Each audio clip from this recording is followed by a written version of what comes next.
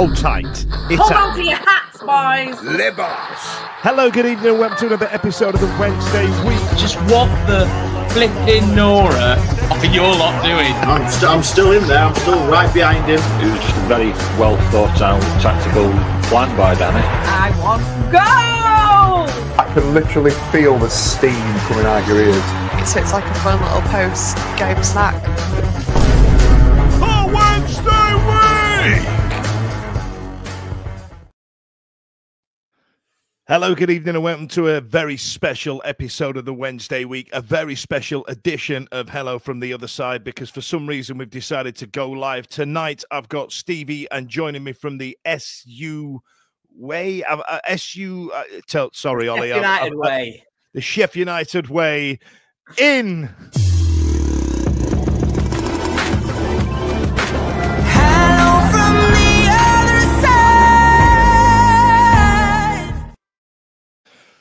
Ollie, this is going to be an absolute nightmare from start to finish. Welcome to the show. Don't forget, boys and girls, if you do want to get involved, we do have the comments turned on tonight, so it's going to be an absolute Bantosaurus Rex this evening. However, we will try and keep it above board. Stevie, would that be the right way of saying it?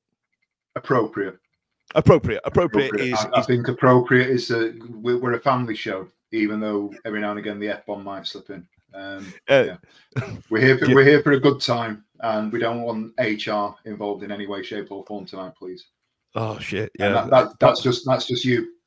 Yeah, podcast HR's always on my back.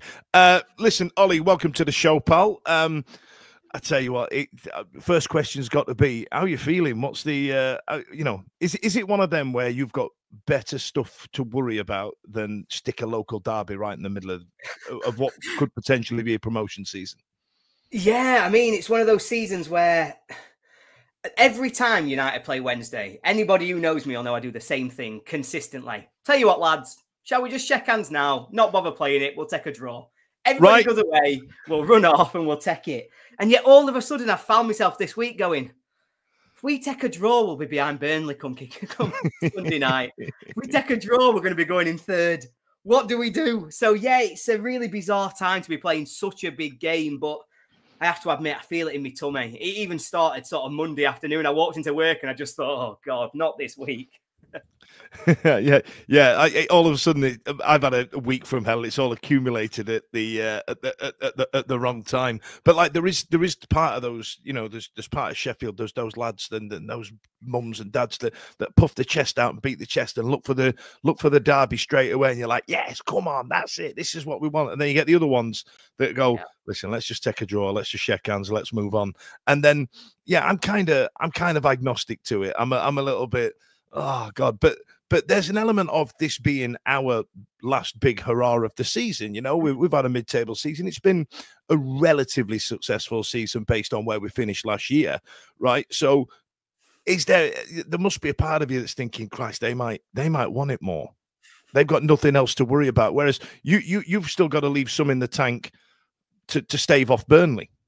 Yeah, completely. And it massively plays on the mind, really, because you start thinking about, is this the big game that they're going to be all in for, put everything on it? But obviously with Wilder as our manager, we like to think that at the very minimum, he's going to have us right up for this one. He's definitely going to want to make sure that he's leaving his mark.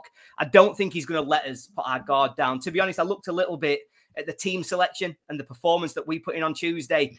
And it did kind of have you thinking, have we tried to leave a bit in the tank here for Sunday? Have we taken our eye off the ball against Bristol City? And obviously, in the end, it did come to bite us a little bit when we'd not quite got the performance levels where we want them to be. So it does. I am worried. I'm not going to pretend I'm not worried. We're all worried. I'm a very nervous guy in general, I think, when things come around like that. But no, I don't think there'll be a fear of us not being up for it. I think, yeah, with the way Wilder is, I think we'll be right up there for this game at the weekend. Yeah, I think you might be right. I think the difference for you, for your team, will be how much it means to Chris Wilder, and clearly does, right? Stevie, listen, Ollie, we've made some notes. This is a rarity in Hello from the Other Side. Do you want to start making your way down the list, all lovely and prepared by the chat below me here? Hi. Yeah, we touched a little bit on last night, or Tuesday night as was. Where are you in terms of your expectations for the season, though? I want to go back to sort of the start of the season, and your transfer activity, getting players in was pretty late, wasn't it? You got the -2, you come down, and it weren't great circumstances. Do you feel that you've kind of lived up to expectations? Because I'll be honest with you, as Wednesday night, we were looking across the city going, they might be in the shit here. And I think personally that, looking at it as a Wednesday night, you've exceeded our expectations. What were the United expectations at the beginning of the year? Yeah, I mean, if we're being honest, I think we've exceeded our expectations as well. I think lots of people expected us to be in and around the playoffs. I don't think many people internal to United, shall I say, I don't think many people thought we were going to drop again. I know some fans sort of outside the United bubble maybe thought we might be where Luton are, or thought we might be one of those teams who really, really struggle on relegation.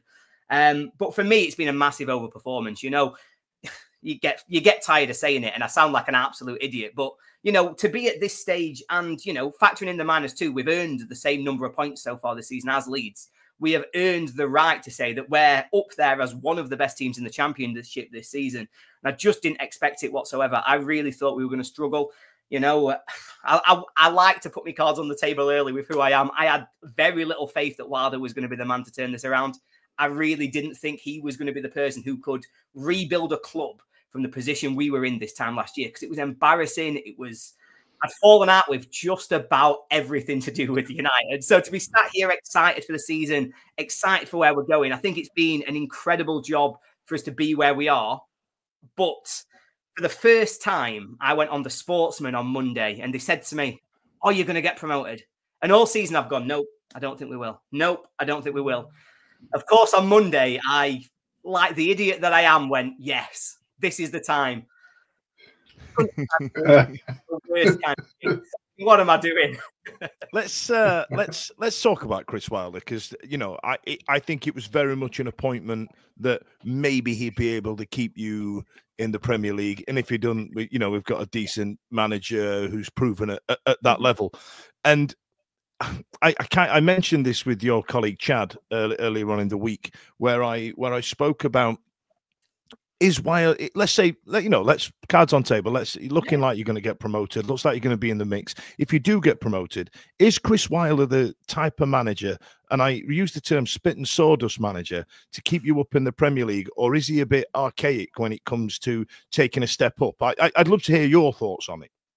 Yeah, I think it's a really interesting question, to be honest, because I actually evaluate Wilder's career almost in 2 stages. Because I think there's the Chris Wilder probably from the start of his managerial career up till the COVID lockdown. That Chris Wilder, I genuinely believe, could have gone to the very top in terms of his managerial career. From what he'd done with us, the way that he'd revolutionised our tactics, he'd taken us from League One. We were, 5th, I think, in the Premier League at the time the lockdown hit. And he looked like just being the next top-level manager. He really did look like he could go as far as you wanted. And I was backing him to be the next England manager. You know, I obviously wearing red and white stripes, but it just felt like the trajectory of his career was going that way. But something did change at that point. Like coming back from COVID, it's never quite felt the same. It's never really felt as though we've had that same sort of, obviously he went to Middlesbrough, fantastic start, but got his head turned, was obviously having ideas of grandeur, and ultimately that brought it all crashing down to a bit of a failure at Middlesbrough. Went to Watford, couldn't get anything going whatsoever, really struggled, just couldn't turn that squad around. Not that maybe anybody can, because Watford, innit? But, for the most part, I'm pretty sure that if any manager goes for a job interview and they've got this big yellow blip in the middle of their CV, I'm pretty sure that phrase that you've just said is just kind of how they explain it. Well, Watford, innit? Yeah, fair. Yeah, fair enough. We understand, actually. Don't worry about it. We'll chalk that one off. But this, then when it comes back to Bramall Lane, I maintain we were the only team in the top 2 divisions in England who would have given him that job last year. Mm-hmm. Don't think anybody in the Championship would have taken that gamble. Definitely nobody in the Premiership would. But that's because there's a connection between Chris Wilder and Sheffield United. So if you were saying to me, Chris Wilder is Burnley manager, do you think he'll keep them up in the Premier League? No, I don't think he would. But if you say to me, Chris Wilder is Sheffield United manager, I say there's a chance. I say it's a very unlikely chance, but I say he's got a better chance of succeeding with us than anybody else has. There's nobody else who I think would be able to get more out of this United squad, get more out of the club in general than Chris Wilder can at this moment in time. And it may be that over the next 12 months, we need to adapt. We need to look at a different way of thinking. Maybe it is that we try it and it fails again, like it did last time, and we all end in tears. But right now, I can't think of a better manager that I would want in charge of Sheffield United, because he just fits us like a glove. And it just feels familiar, and it just feels like it feels right to say, yeah, Chris Wilder will be the man who should lead United into the Premier League. There's a million Wendy Dars watching this going, yeah, scumbag club for a scumbag. Yeah, bloody hell, grumble. Yeah. We're off it. We're off. But yeah, I've not said it, so it's all right. I've not said it. Stevie, we're going to go to the comments in just a minute. I just wanted to give you an opportunity to prepare some, see if you can keep them clean. What I wanted to ask you, Ollie, was the performances that you guys have put in this season. It's been a bit grindy. Like Leeds are battering some teams. You know what I mean? They absolutely steamrolled us. They're steamrolling people around them, and they look sexy when they're doing it. It's pace, it's quick, it's sexy football. As much as all of this hurts me to say, there's an element of you guys have gone doing it in a different way. It's industrious, I think, would be fair to say. Am I being overcritical there, or are the teams that you've looked at and gone, well, we battered them?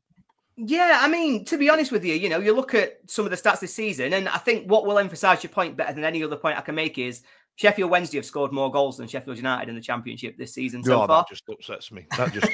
And that sums up the approach that United have taken to this season so far. It feels unbelievably wrong that we're now sat here as a Wednesday fan and United fan, and these are the words coming out of our mouths, but Leeds are on a different level to us. You watch them play football, you watch the way that they attack teams, and they really take the game to you, and you think, Jesus Christ, they're just better than everybody else.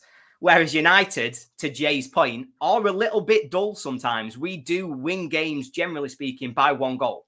We win 1-0, we win 2-1. I think it's only twice so far this season that we've scored 3 goals in a game, against Oxford and Middlesbrough at Bramall Lane. And it is a very different approach to it. I would say us and Burnley are quite similar in that both of us are just trying to grind out. We're trying to hold the line and grind the result through as and when we can. And all season I've been saying this is going to come back and bite us. There's no way we can get away with that. Like, we played about a run, I think it was about 3 games in a row a few weeks ago, where we played Portsmouth at home and got absolutely battered and won 2-1. And you came away thinking, have we got away with that? Then I'll be honest with you, Ollie. That was the game where I was thinking of when I asked you this question. Yeah. Then we went to Luton the week after, and for 45 minutes, exactly the same thing. And Adebayo missed from 3 yards. Tello Asgard at the bar. Michael Cooper made a couple of really good saves, and you're going, are we getting away with this again? And El scores in the 80th minute. We win 1-0, and you kind of it's that momentum that's kept us rolling. Is that even when the performance level isn't there, we've started just grinding out these results. However, until the game against Bristol City on Tuesday, I did think performances were getting better.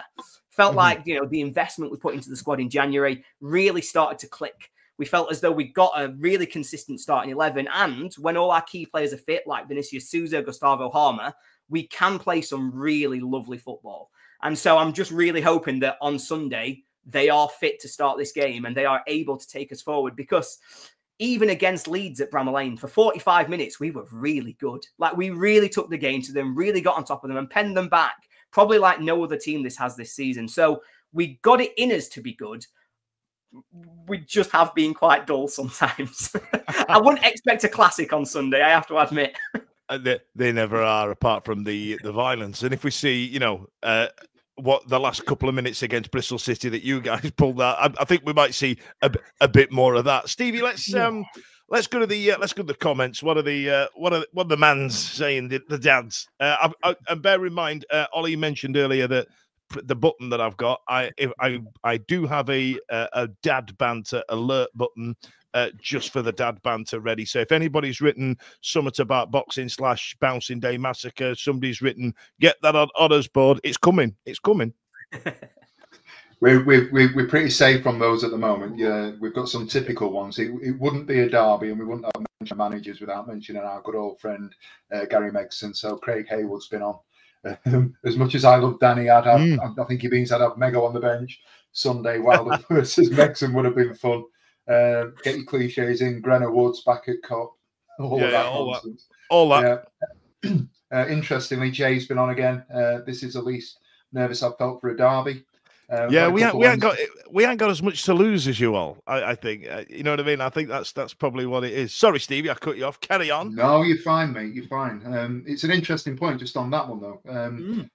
You can look at it in two ways, can't you? You can look at it from a point of view that we're mid-table and solid, or look at the bigger picture. And I put a tweet out on Tuesday night. You know, even now, dare I say, we're still only 5 points off the playoffs. So it's a big game for us again. Certainly when other teams they'll have all played by the time we come round. So there's an opportunity for us to close the gap to that sixth position, and I think that's really important for us to recognise as well.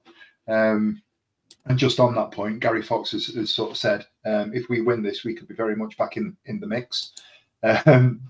Matt's taken umbrage with me and Dan because we're 2-on-1, 2 against 1 here. Hardly fair, lads. Come on. We're not bullying you. We're making you feel welcome. Here's one for you, Dan. Get your fingers ready. Ready? Get them loose. Oh, are we ready? Ben, are we ready? They've got bigotters on 40k a week trying to play the underdog card. I'm pressing it. Dad banter alert. Dad banter alert. Yeah. And then, interestingly, 1 or 2 comments around the United team. I think United team is carrying Wilder. Interesting one. A little bit. You're going to get some Wilder hate on here. Chris Wilder isn't even the best. Less. Yeah, not even the best manager in Sheffield. And again, Jay's been back on. I honestly think United are very good players, and Wilder tactics are holding them back. I don't know if I'd agree with that. I think we've sort of touched on it, Ollie, and you know, it's the right fit. He's the right person for the job, like you mentioned earlier on. I have opinions and viewpoints. I'm not sure that he'd do the job that he's doing now anywhere else. No, if I'm honest with you. And just on that, I'd wonder, do you trust him to sort of, if and when you go up, do you trust him to be the person to rebuild a squad that's going to keep Sheffield United in the Premier League? It's a really interesting question. I mean, if I'm being honest, and, you know, I like to sometimes just be brutally honest, I don't think you can build a team to stay in the Premier League. I genuinely don't know how you do that. Whether it's Chris Wilder, Gears, Jose Mourinho, Pep Guardiola, if you want, I genuinely don't know who could build a team from the Championship into the Premier League. What Nottingham Forest did was spend best part of 400 million quid. So, you know, you could just do that. Yeah, we'll just do that. It'll be fine. I mean, we'll get a 2-point deduction when we come back down. It'll be fine. What's the worst that can happen? It's happened before, and look at you now. Yeah, exactly. Although, you know, come Sunday, all of a sudden I might be going, them 2 points would be handy, actually. Anybody want to get them back? But Wilder's track record with very big money signings maybe doesn't stack up to a fantastic amount of scrutiny. Obviously, you'll all know the most expensive signing in Sheffield United history has been a roaring success with the way that the Brewdoggers attacked games and brought in many a goal. And so it's interesting how he's going to rebuild this team, whether or not he's going to be open to the new ownership. Obviously, they themselves seem to have got some connections. I know a lot of the recruitment that we've done in the last 12 months has been sort of guided a little bit by their hand to try and help us build a squad that was competitive in the Championship. We've got to trust them to have a go. We don't quite know what they're going to look like. There are rumours that if we get promoted, there will be a very significant amount of money available to United to rebuild this squad. But Yeah, that's the one question mark that hangs in the air, is that I trust Wilder implicitly with his building and his growing of a United team, but his signings, once we'd got there, once we'd made the jump, that's the one barrier we still need to break through. Am I being overly critical here by mentioning that weren't they going to get in a technical director or a director of football or something like that, and that's why he left the first time round? There was a suggestion that might be the way that we were going to go. So I think we were looking at some of the signings that we'd made, the mistakes that we'd made in our second season in the Premier League last time, during lockdown. Like I say, I reference him quite often as a punchline, but Ryan Brewster, we brought him in with a lot of expectation. We really pushed hard. I know that there was conversations that we were actually trying to sign Ollie Watkins, and there was a decision to be made about quite how that worked. And when the decision was made, obviously, we made the right decision, of course, because, we ended up with such a saleable asset. But it's one of those things where I think that pressure built a little bit. And we were looking at the different structures that we could do, whether that's bringing in a director of football, whether it's looking at overseas markets, more guided by an ownership structure rather than just by the manager. And I think that contributed to a falling out between Prince Abdullah and Wilder. Then when the results had nosedived, I think at the point Wilder left, we were still on track to maybe be the worst team in Premier League history, not for the first time. And so that was, it all contributed to this wider feeling that it probably was the right time for that break. Fair enough. Stevie, let's jump back to your list. Let's get into number 3 on there. Like, look at this. We've got notes and everything. We even set up a Google Drive. Professionalism, lads. Before we started, you were all like, just rocked up 5 minutes before, it's fine. Get this list, these questions. We haven't made notes tonight. It was pre-planned and I'm on double screen and everything. I feel it's almost like I'm at work. We touched on it a little bit there. We've touched on what might happen in going forwards if you get up and what that transfer activity might look like. It's well documented ours in January wasn't the best for reasons that if you're a Wednesday fan, we talk about week in, week out on the podcast. But from a United point of view, how did you view the activity in January? It's a very different squad that's going to be turning up on Sunday to the one that we faced at Bramall Lane in November. And I remember at that day, I genuinely don't think there was much between the sides other than that one shot that went in. All the stats and the data was pretty negligible. Let me just put a pin in. I know this is a decent question, Stevie. Sorry, but I have the stats to reference if you would like to see them. I have them in the pocket ready to go. Yeah. So you look in there. You look in. Obviously, there are little bits here and there. More possession at that point, and it's been one of those things that we do. We tend to surrender possession quite a lot. Although the last 2 games we've had more of the ball, and we sit low and we hit teams on the counter and we play. When our backs are to the wall, we'll allow teams to play in certain areas and then come out. But on that day, in terms of goal mouth activity, I don't think there was anything in it other than the 1 goal. And it just so happens that we didn't have anybody that was firing. But the big difference for me in that sort of, instead of saying 30, if you look at it as a quarter, that sort of second quarter of the pitch, Suter was an absolute monster, and he was absolutely unplayable on that on that Sunday. He's not going to be available. He's not around anymore. Do you think you've adequately replaced him? Nope. Not even a little bit. Not even close to replacing Harry Suter. And also, can we just refer back to these stats and just reflect on that comment earlier? It's never a classic when we play each other, is it? No. I think the big one that sticks out there for me is aerial duels, where you've got 63% to our 36.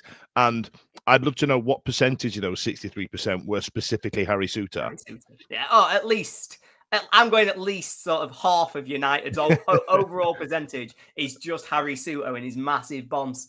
He's a huge loss, to be honest. Our January business was, I thought, generally speaking, really good. I think we've recruited well, brought in some really high caliber players.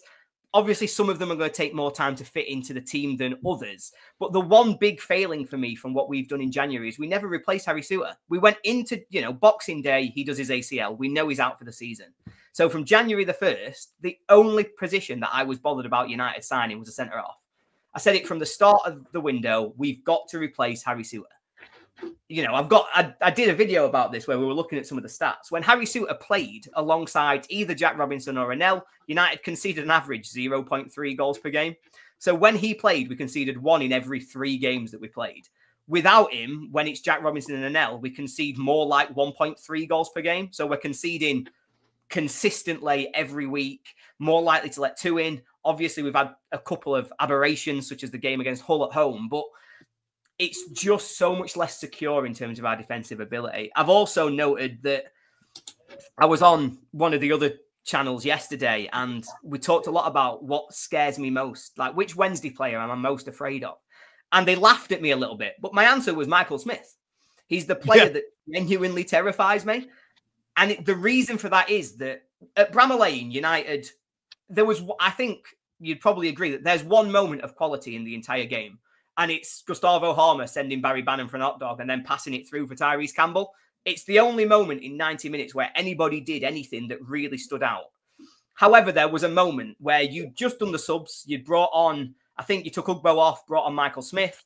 I've got an infographic for you there, pal. I don't know. Look at this. Look at this, kids. So there you are. Oh. So there's the subs there. It's those 2 subs on the hour mark, Ingleson and Johnson off for Smith and Gassama. Yeah. I remember the moment. It had just happened. You just immediately made those subs. You got a goal kick come forward. Suter and Anel were stood far side, so they got each other the wrong way around. Michael Smith peeled off onto Anel, backed into him, brought it down on his chest. Lovely little bit of skill. Got Gassama in round the back. Really unlucky that you weren't sort of creating a better chance out of that and a goal scorer. Yeah, he kind of ran out of pitch, didn't he, Gassama? Yeah, if I remember rightly. Can I just say there? Sorry to interrupt. I'll let you go again. It melts my head looking at that team. That where we are in February, March, aren't we? Of 2025. That team on that day didn't have Jeddy Gassama playing in it. Yeah, but honestly, you look at that team. Left him out for an hour. There, we didn't play Jeddy Gassama, and the renaissance and the development of that player in the last 3-4 months has been absolutely incredible.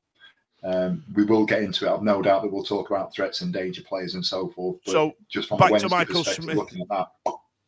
Insane. Back to Michael Smith, Ollie, then. So Michael Smith, his entire game plan, he peeled onto Anel and he just bullied him. And for probably the first 5-10 minutes after Smith had come on, every single time Wednesday got the ball, Smith pulled onto Anel and bullied him. He brought down everything. He actually brought you forward probably 10 yards. Every single time the ball went forward, you could step your defenders up and you were always packing around Michael Smith. After about 10 minutes of that causing us real problems, Harry Suter looked at Anel and went, get out of it. Just get nowhere near. And I'm going to go and mark Michael Smith. And for the rest of the game, Smith was less effective because Suter was right on him. He was fighting with him for every ball, always contended. He couldn't just shrug him off and take his time. Obviously, we then fast forward to this weekend. There's no Harry Suter to say to Anel, I'm going to do it. Instead, it's Jack Robinson who's going to have to look at Anel and go, shall I get on your shoulders and we'll try it together? Because it's just a complete physical mismatch. And that's one of the things that really concerns me because, you know, we referenced that Portsmouth game earlier in the show. And what happened in that game is that they used Colby Bishop to play that role. What he did is he just backed onto whoever the defender was and forced them back, just using his strength by backing in, just constantly moving the defenders back inch by inch at a time. Created a huge gap between United's centre-backs and our central midfielders, and then Murphy could just pick up the ball in that gap every single time. Bishop wins it, knocks it down, Murphy picks it up, he's got a free run at the defence. So when we talk about Wednesday's threats, you talked about Jeddy Gassama there. If Michael Smith can back the defenders up, create that gap between central defence, central midfield, Jeddy Gassama's got all that space. You know, Josh Windass will also be trying to play in there. It gives you that little bit of time on the ball. It gains you yards so that United are forced back into their own half and can't get out the same. And so it sounds ridiculous for somebody who doesn't start every week, who isn't anybody that Wednesday fans pick out as the key man. But he's the player that scares me because our January business didn't replace the gaping hole at centre-half for United. That's really measured. Kind of enjoy that answer, Ollie. What we're going to do, we're going to come back to that's if Danny picks him. Yeah, that's right. What we're going to take a.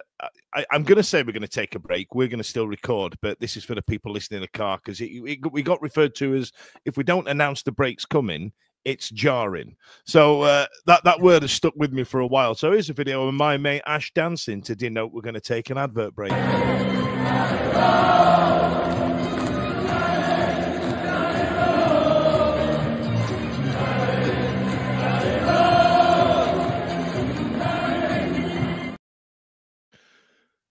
Welcome back. So let's get. I don't know. It just makes me happy, that video. Just makes me happy. Stevie, have we got any comments ready to go before we get into what their threat would be as Ollie's perception? Yeah, we've started a couple. Jaden Saberton's been on Ugbo to score last-minute winner. Watch this space. I think I've been saying that for 3 months. I was about to say that's borderline worthy of the button down. To be honest. Oh, I got quick. I'm going to get some use out of this. I made it not 20 minutes ago. Dad banter alert. Dad banter alert. Yes, that's the dad banter alert for EK Brewster there. Yeah. Yeah. And the other main one really is Sambuca Games being on. All Blades fans I've spoken to have said that they are very scared of Gassama. So, interesting take. Is he on your radar, Ollie? Yeah, completely. Obviously, I think this was one of the reflections I came to, is that the reason that I'm worried about Michael Smith is because of the space he creates for the other players that are going to be in and around there. You know, I referenced it there, is his whole game plan will be to create the gap that then Windass and Gassama are going to do their best work in, particularly Gassama, because if you can send the centre-backs back, the right back will fall in to make sure that we've got additional cover. Gassama can build up a head of steam before he's running at the fullback. If that's going to be Femi Sirike, I really like Femi Sirike, but it terrifies me, the idea that he's going to have to handle a really fast, tricky winger who we know is going to be able to get around him. The only thing that I think Jedi Gassama has still got to develop on, and you guys will know this a million times better than I do, but my assumption from when I've seen him so far this season is that I think he's unbelievably talented from the halfway line to the edge of the penalty area. And then he's somewhat inconsistent. He's not always going to be delivering the right ball. He doesn't always make the right choice. You know, we talked before about that game at Bramall Lane where he's in a fantastic position and runs out of pitch. Well, actually, he got options well before that point. He could have passed, he could have shot, he could have cut back. But because he just wasn't sure he was in two minds, he runs it out of play. So he does scare me, because if he's on it, he's a fantastic footballer. But it's just whether or not he's going to make the right decision in those key moments that really hurts us, as opposed to lets us off a little bit. And I think that's where he's going to work. I think on that, from my point of view, if he's got the right players around him, like you just said, the right players around him, and if we are at it, I don't worry about that too much. I think you will see a different Jedi Gassama to the one that came on at Bramall Lane. Oh, no. And you know, at the minute when he's firing, he's really he's the talent, he is the threat. Smudge, just quickly, I think Smudge, whether he starts or comes off the bench, I totally agree with everything you say.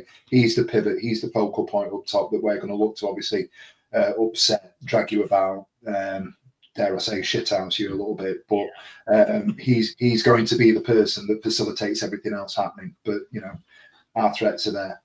Yeah.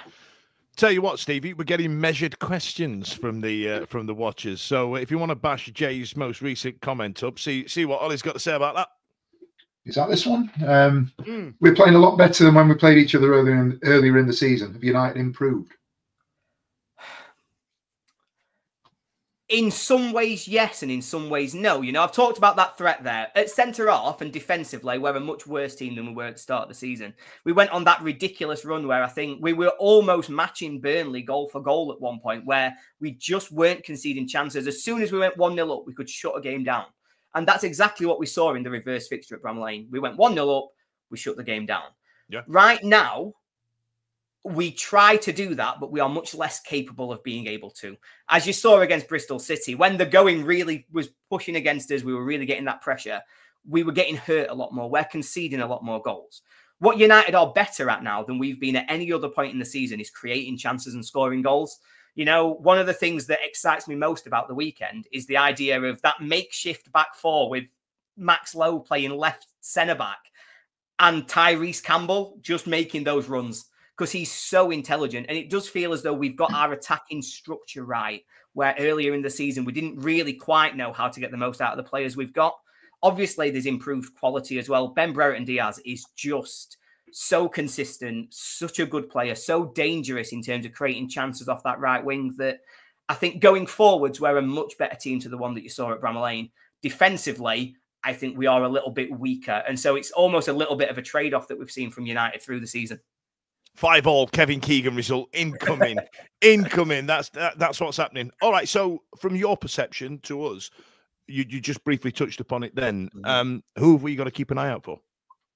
Yeah, I mean, sounds arrogant, but I did start the show by saying, on merit, we look at the season as a whole, where we are in the Championship. United have consistently been the best team in the Championship, or at least joint best team with Leeds based on points won. We've won more games of football. We are that good at the moment in terms of the way that we're playing. But I do think that there's probably 3 key men that Wednesday will have to think about. And the first one, I think, is the obvious one, which is Gustavo Harmer. For my money, I do genuinely believe he's the best player in the Championship. I think... Is he back? Is he going to play? Yeah, 100%. I think he was rested midweek because he'd picked up a small knock, but he 100% is going to start on Sunday. All right. Carry on. Who was the other 2? He's the key man in terms of just general play. If it's a nothing game where nothing happens, we'll win 1-0 because he does something special. That's generally how games go. And like I say, it's how I see the game at Bramall Lane, is that that's a nothing game where he had a moment of magic, created the chance, we won the game. The other 2 are more structured to how the game will actually play out. So the first one's Vinny Souza, and that's because if Vinny Souza plays, he's the one who brings that extra defensive solidity. I've talked there about how you can hurt us, what Michael Smith will need to do, how he creates that space. Well, what Vinny Souza does better than any other player United have got is he marshals that area. So if you win the knockdown, he wins the first ball. He's always straight in. He's never going to let whoever that attacking midfielder is settle on the ball. They're not going to have an easy run at it. They're not going to be able to just pick it down and control it. His role is crucial in United actually starting to control games and the confidence that the players have that he can play us out of trouble if you do start to get some pressure. So he's key. Now, he might not play. He definitely got injured last weekend. There's a chance he doesn't play. The final player is Tyrese Campbell. And that's just because the man is one of the few players in the squad that I do think can step up to the Premier League with proper quality. He's quick. His movement in behind the defenders is as good as any striker I've seen at Bramall Lane. He's really intelligent in the way that he times his movement as well. Generally speaking, we have quite a nice structure to how we play. We work it to Harrison Burrows, who creates loads of space down the left wing. He makes as though he's going to run into it, so the defence starts to shift a little bit. He then stops and plays the through ball for Campbell in behind. And it's quite consistent and forces the defenders back towards their own goal. So generally, we're winning throw-ins or creating chances by getting through that way. And I really think Tyrese Campbell, if he hadn't had his knee injuries, would already be a Premier League player. But undoubtedly for me, if we are to get promoted, he'll be one of the key men still next season. Because I do think he's got all the things to be able to step up. So there you go, Danny. Mark those 3, and there's going to be big gaps at the back. Just make some notes. We've got you here. We've got you. Now, Ollie, what am I doing? I'm giving all the secrets away. Isn't it? I tell you, Mr. Mark, Ryan Brewster's key, right? Yeah, he's Mark, I'd put 3 men on him if I were you every time. Ryan Ugbo there. Yeah. I almost feel embarrassed asking this question because you've spoke so eloquently about the football and the tactics themselves. But I kind of want to move on to the shit, the rubbish, the crap that comes with it.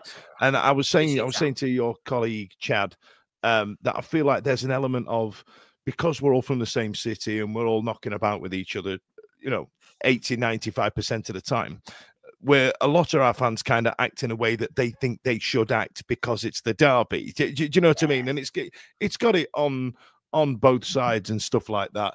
And I'm assuming you don't really subscribe to that outside of the 90 minutes it's on the pitch.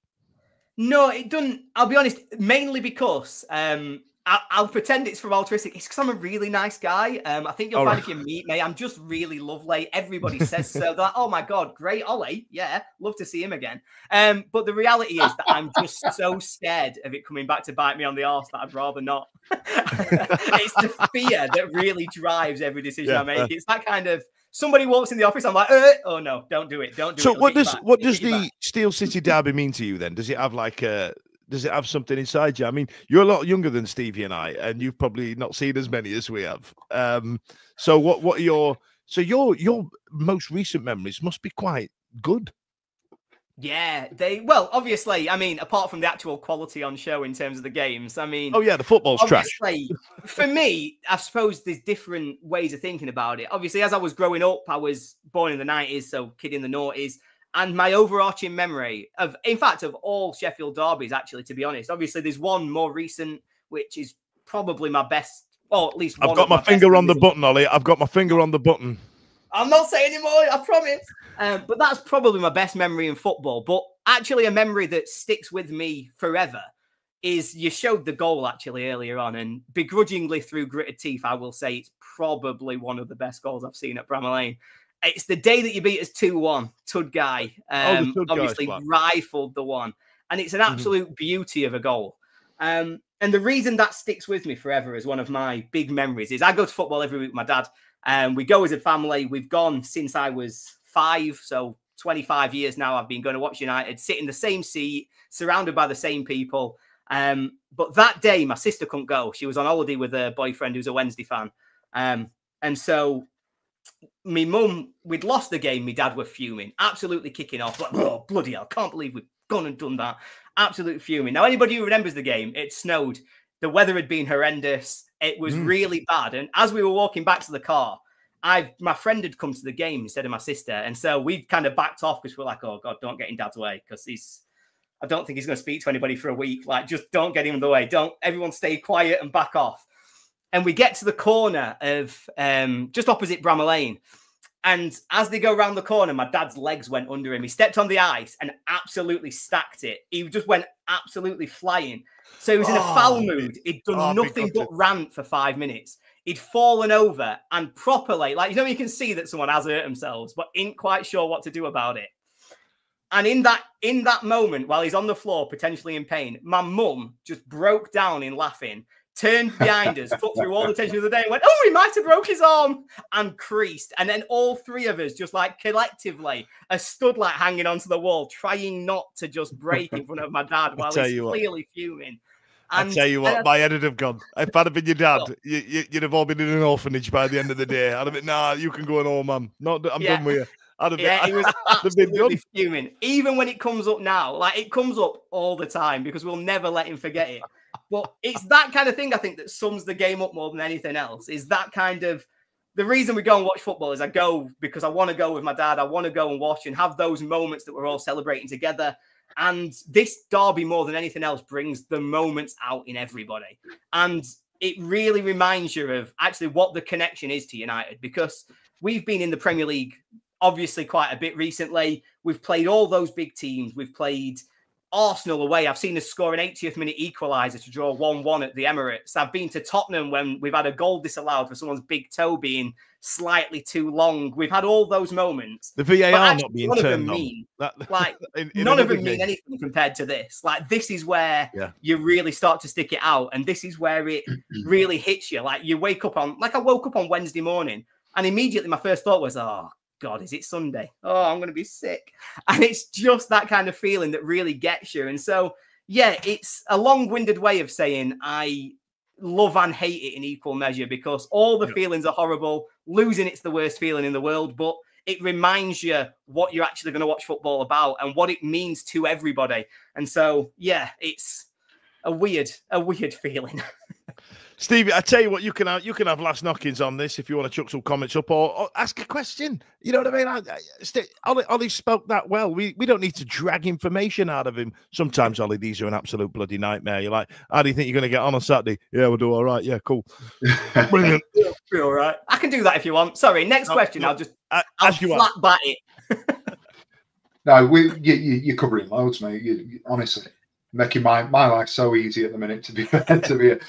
Just the derby though.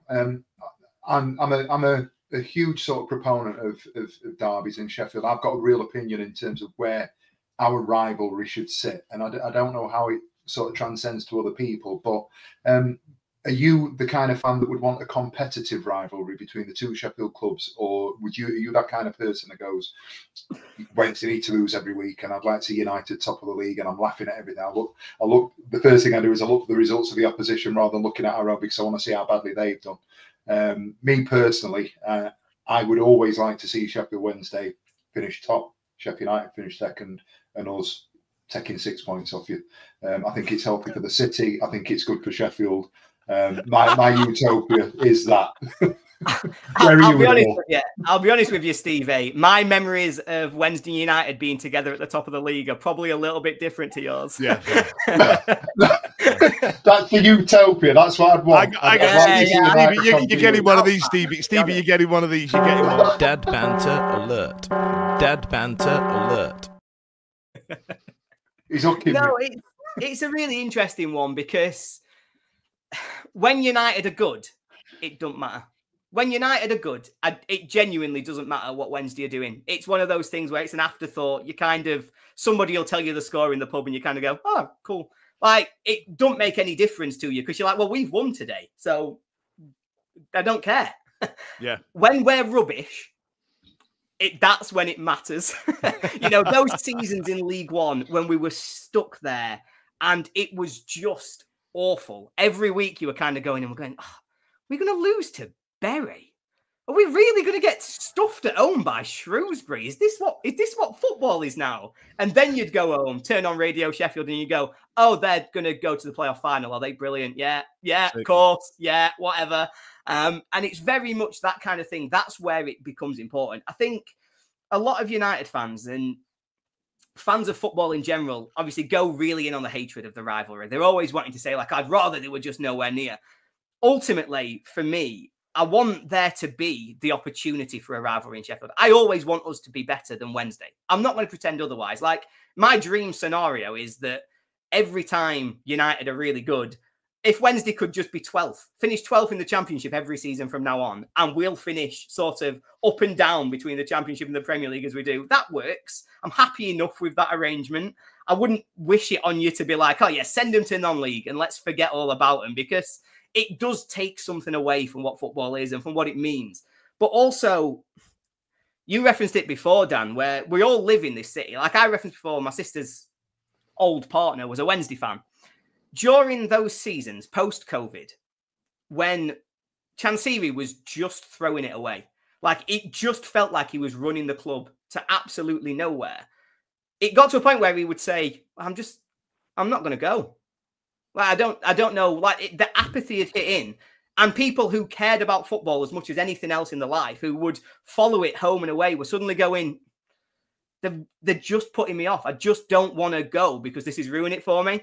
And it was at that moment that I kind of went, oh, it's not funny to see Wednesday just completely fail, because like I care about the fact that they see this so miserably, that something that was so big in their life and brought them so much joy, all of a sudden... Even they don't like their own club. Yeah, even they don't like him. It's no fun if they don't like him. What I want the Wednesday fans who are going to come to me and go, we're going to do you 5-0 at the weekend, and then we win 1-0, and I go, how did that 5-0 win go? That's where the fun in the rivalry is. There's no fun in kicking somebody when they're down. What you want to do is take somebody on when they're feeling it as well. So, yeah, I wouldn't wish Wednesday to be gone. I just wish them to forever be worse than us. Yeah, there's that bit in there where you like say to your mate at work, you go, hey, your club's in a right shambles. And they go, yeah, it is, yeah. Actually, sorry, I shouldn't have brought it up. Just sad, isn't it? It's sorry, pal. Are you all right? Do you want to talk about it? Shall we go and get a coffee? My treat. I feel bad for bringing it up. Come on, let's go. Let's go the weekend. I'm not even going to press the button on that. I like that. It means he's listening. Listen, I tell you what, Stevie. Let's wrap this out with some comments, brother. Just a couple. Sambu games again. Danger man Wednesday have to look out for is Tyrese Campbell. Question that I think we've pretty much answered. Ben earlier on has asked if Vinny Sousa was injured. We know that he is. And then a couple of comments about the United players. O'Hare loves to score against us. He's one of those players, isn't he? Callum O'Hare, that if he's playing for you, you love him. If he's not playing for you, you want to. I remember when he played for Coventry, I was exactly the same. Yeah. Just an interesting one. If Burrows goes forward, Gassama will be man of the match. I don't know if I'd necessarily agree with that one. Gassama play off the right or off the left? He can play off both, to be fair, but he tends the tendency at the moment, he has been playing on the right hand side. Screw it. Let's give away the whole farm. Play him on the left. He can do either. He can do either. I'll probably put him on the left. Yeah. And then the last one, it'd be remiss of me not to put this one up. The sentiments there. To be fair, Ollie, you do come across as a decent person, apart from the obvious. I told you Ollie, before, I'm just lovely. I'm just really nice. I mean it. This has absolutely been box office, and we managed to keep the bullshit out of it. You know, there's been no sausage roll chants and all the rest of it. But you know, we were nervous, weren't we? We were nervous. We were nervous about it. But on the back of that sausage roll thing, right? I've made a big thing about this because it's rattled me, but not in the way it was supposed to rattle me. Like you're from Sheffield. It's shit banter. It's really bad banter. It's really shit banter. It does me head in. We're from the same city. We're fucking hilarious where we're from. And we're sat there going, his name's Roll, so he's said sausage roll. Fucking hell. Is that where we are as a city? Come on, lads, do better. But do you know what makes it worse? Is that we've leaned into it, and we've got Wednesday fans that turn up on away days dressed as sausage rolls. And we can't. It makes no sense. Makes no sense to me whatsoever. The lad who went to, where did we go? It was a Sunday. He turned up at the away day.